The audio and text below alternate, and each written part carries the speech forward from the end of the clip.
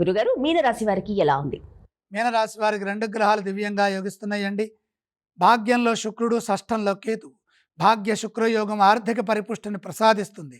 అవసరాలకు ధనం చేతికి అందుతుంది. మీ విజ్ఞానం ఆర్థిక పరంగా విజయాన్ని ప్రసాదించడమే కాకుండా ప్రణాళికల్ని కూడా సిద్ధం చేస్తుంది.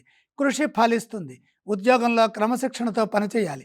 గిట్టని వారు తప్పుదోవ పట్టిస్తారు. నిందారోపణలు మోపేవారు ఉంటారు. ఆత్మవిశ్వాసం సర్వదా సర్వప్రధానం. గ్రహావేశాలకు గురి కావద్దు. ఆగ్రహావేశాలకు గురి కావద్దు. ఆటంకాలను తెలివిగా అధిగమించాలి. వ్యాపారంలో అనుభవజ్ఞుల సలహాలు మేలు చేస్తాయి. నిరుత్సాహపరిచే సంఘటనలకు దూరంగా ఉండండి. చెడు ఊహించవద్దు. మనోబలంతో ముందుకు సాగండి. చంచల నిర్ణయాల వల్ల ఇబ్బందులు రాకుండా చూసుకోండి. గ్రహబలం మిశ్రమంగా ఉన్నది కాబట్టి ఏకాగ్రత పెంచండి. మొహమాటంతో ఖర్చులు పెరగకుండా చూసుకోండి. కుటుంబ పరంగా బాధ్యతలను దృష్టిలో పెట్టుకొని నిర్ణయాలు తీసుకోండి. బాధ్యతాయుతంగా వ్యవహరిస్తే ఇబ్బందులు రావు. ఆరోగ్యంపై శ్రద్ధ పెట్టండి. తగిన విశ్రాంతి అవసరం.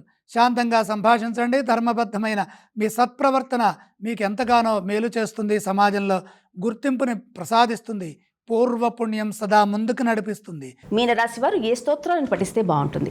మీనరాశి వారు నవగ్రహ శ్లోకాలు చదువుకోవాలి. వారు ఏ ఆలయాన్ని సందర్శించాలంటారు?